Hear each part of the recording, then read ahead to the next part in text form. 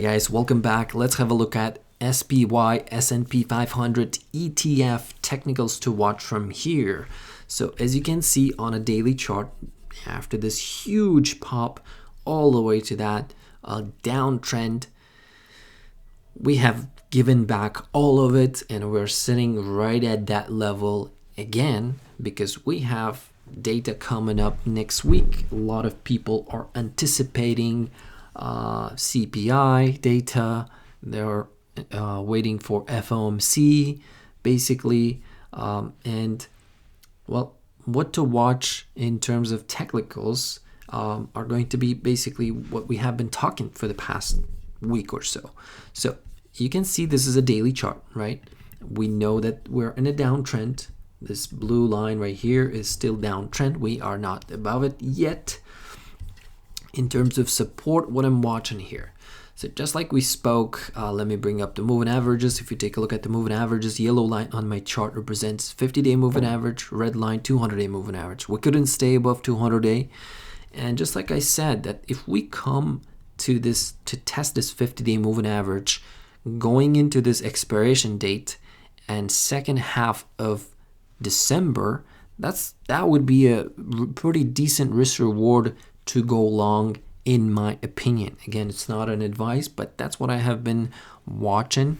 If also, if you measure the potential risk to the upside and downside, basically from this price, let's say we are at 393 all the way to this 200-day moving average and 50-day moving average, exactly same 10 points to the upside, 10 points to the downside. If you measure from 50-day moving average all the way to this closing price, and then from here, if you measure all the way to 200-day moving average, risk reward basically 50-50.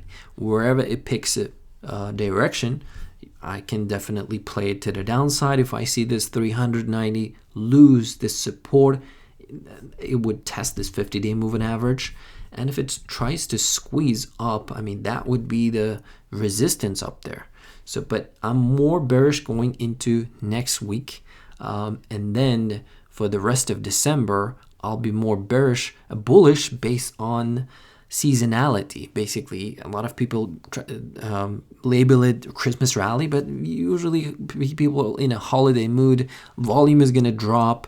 And usually you see this melt up and you don't want to expect too much, even if we come down to 385-ish levels and then try to rally. I'm not expecting anything more than 5-6%. And 5-6%, let's say S&P 500 on December 16th Opex option expiration date will be somewhere here at 386, let's say.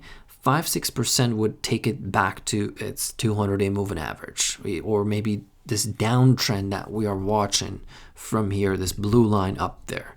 So that's what I'm watching.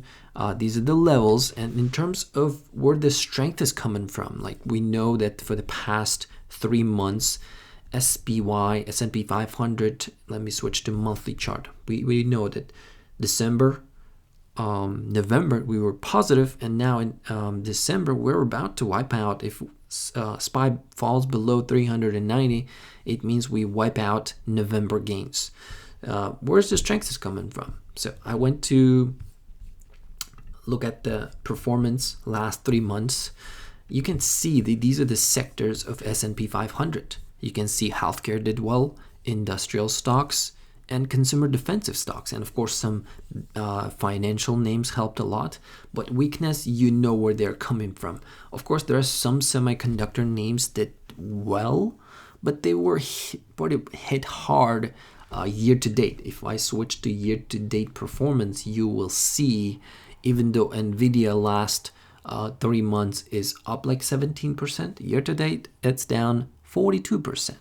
And you can see like a lot of people maybe even will be going into to buy the dip in energy, because there was a big disconnect between oil and energy stocks, but they're still the strongest names.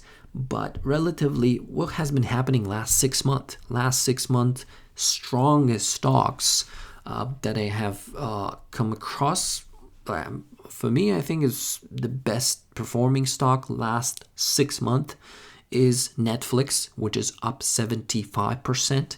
And the second best performing stock so far is Boeing, which is 41% in S&P 500. And of course, there are some healthcare names that are up 20-30%. But again,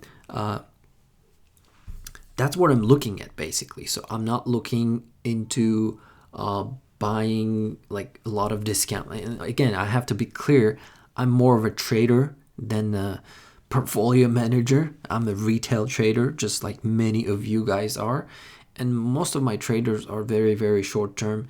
And I don't know what's gonna happen with, and I'm not really good at holding like long swings or managing portfolios.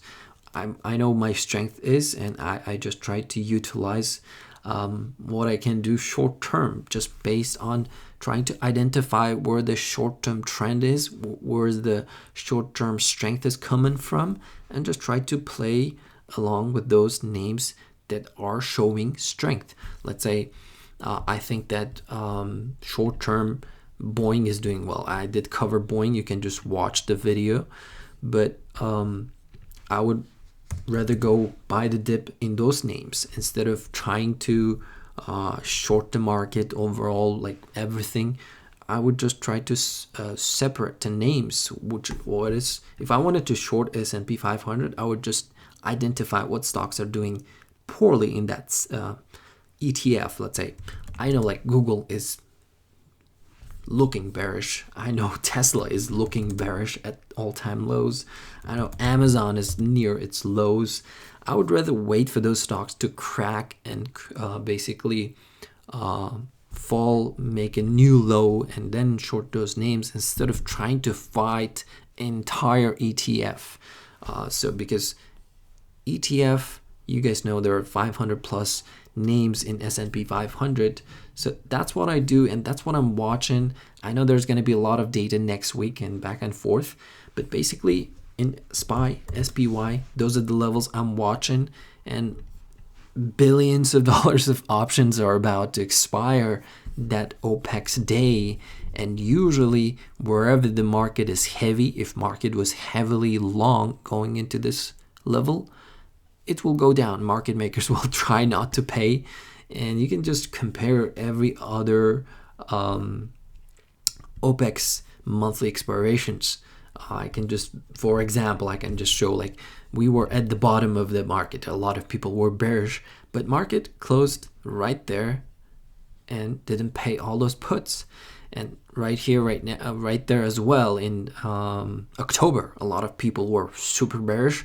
Market closed a little bit higher, and a lot of people burned their puts. And maybe they also, a lot of people went long during this time, and they have longs that are expiring December 16th right there. And you can see where we are right now. Wherever, like from last Opex to this day right now, we're exactly where we are. And if we close somewhere here or maybe slightly lower, that will pretty much kill a lot of puts. That will kill a lot of calls.